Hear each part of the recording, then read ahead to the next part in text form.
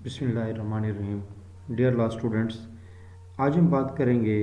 दी Punjab land revenue act 1967 के हवाले से। बेसिकली सिविल प्रैक्टिस के हवाले से लैंड रेवेन्यू एक्ट को समझना और ख़ास तौर पे इस सेक्शन को जिसमें सारी टर्मिनोलॉजी हैं, जिस पर पूरे का पूरा हमारा लीगल स्ट्रक्चर बेस करेगा और जितनी भी हमारी लीगल वर्किंग होगी और जो भी हमारे कोर्ट के मामलात होते हैं तो उनको समझने के लिए टर्मिनोलॉजी बड़ी इंपॉर्टेंट रोल प्ले करती है। और इस एक्ट के अंदर ही सेक्शन 4 के अंदर डेफिनेशंस के अंदर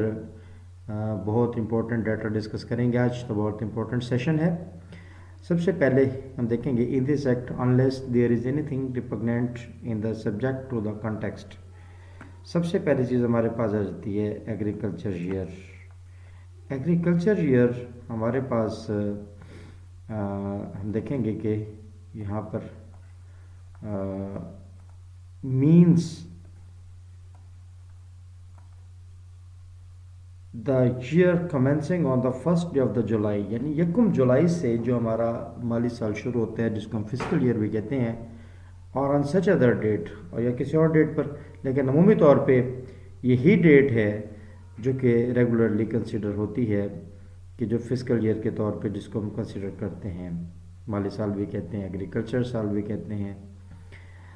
क्योंकि बजट भी 1 जुलाई से इम्प्लीमेंट होता है, जून के महीने में आता है। तो एग्रीकल्चर ईयर भी क्योंकि महकमा माल भी फाइनेंस के साथ ही मूव करता है।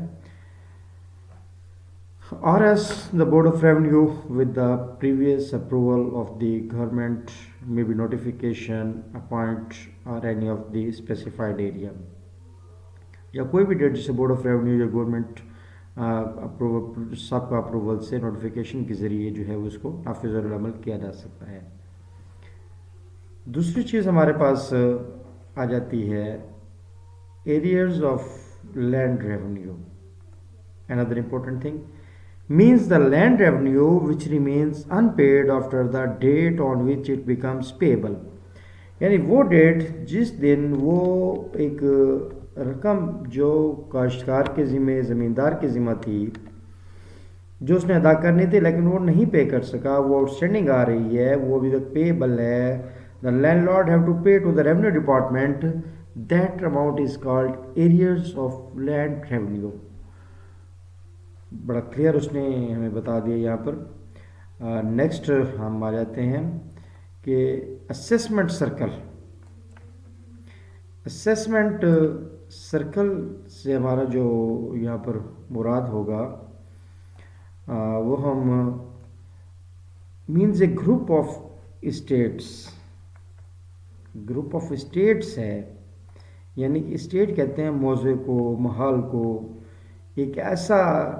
कॉन्वॉय सर्कल भी इसको अमूमी तौर पे लोग कह देते हैं, असेसमेंट सर्कल भी कहते हैं, जिसके अंदर एक मखसूस किस्म की ख़ास तनासब के साथ वहाँ पर उसकी रेवेन्यू की असेसमेंट की जाती है, तो उसको हम असेसमेंट सर्कल कहते हैं। Means A group of state which in the opinion of the board of revenue to be recorded in an order in writing, एक ऑर्डर में तहरीर तौर पर लिखा जाता है, और सफिशेंटली होमोजीनियस मिलता जुलता होता है, to admit in A common set of rates, जहाँ पर कॉमन सेट ऑफ रेट्स तयन किए जाते हैं। टैक्सेस अबियाना और दीगर जो रेवेन्यू के मामलात होते हैं, महसूलात होते हैं, वो एक ख़ास सिमेट्री रेशो के अंदर वहाँ पर इन्फोर्स किए जाते हैं। Being used as a general guide in calculating the land revenue to be assessed upon them.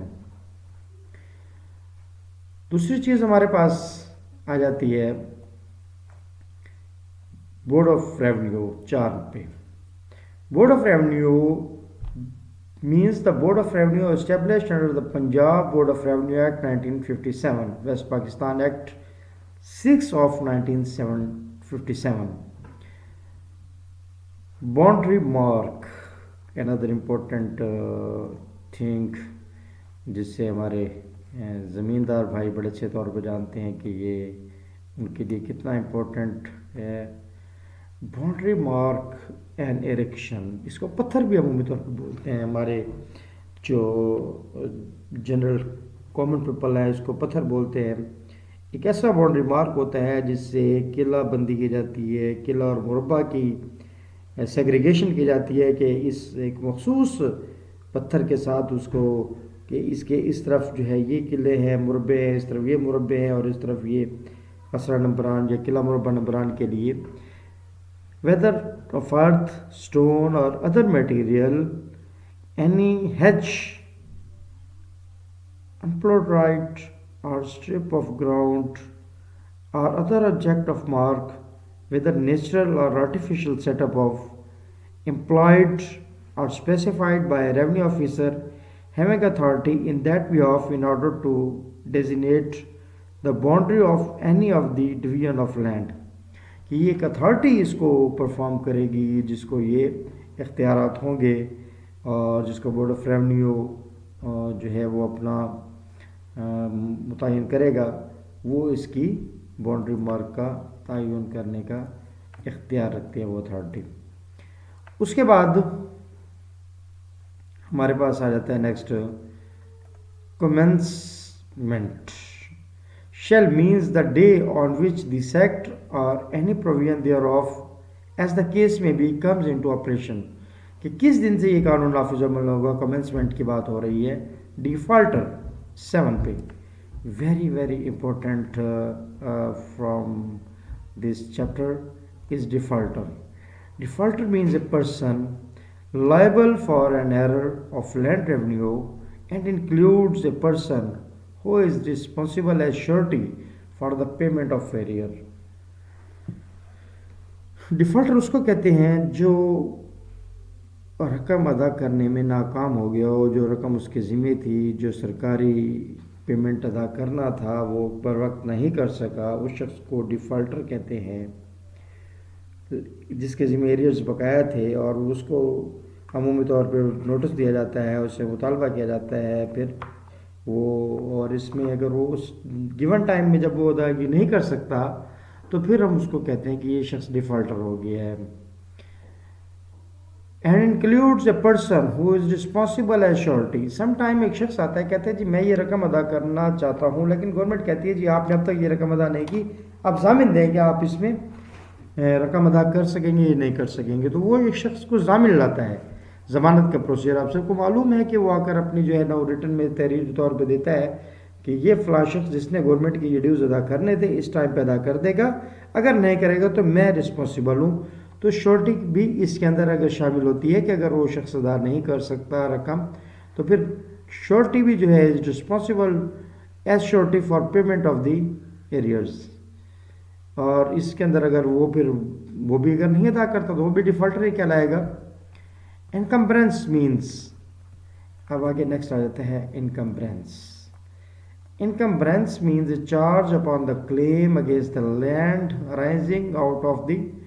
Private grant اور کنٹریکٹ، کہ کسی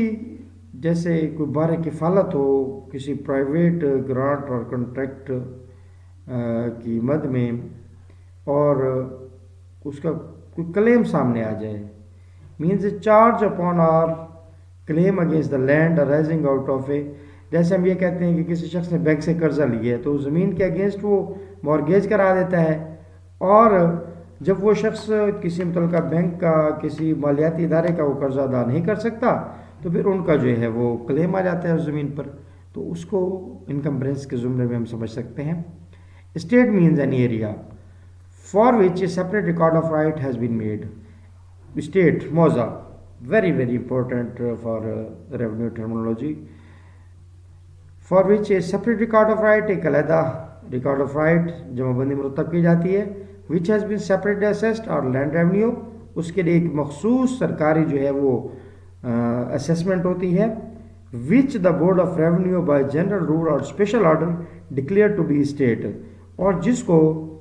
بورڈ آف ریونیو ایک اسپیشل آرڈر کے تحت ایک علیحدہ سے اسٹیٹ جو ہے وہ ڈکلیئر کرے، ایک علیحدہ سے موضوع ڈکلیئر کرے۔ تو آج کی یہ 9 ہمارے جو ڈیفینیشنز میں ہم نے بات کی بہت امپورٹنٹ ہے، تو انشاءاللہ نیکسٹ ہم 10 سے بات کریں گے، تو امید ہے کہ آج کا امپورٹنٹ سیشن آپ کے لیے بہت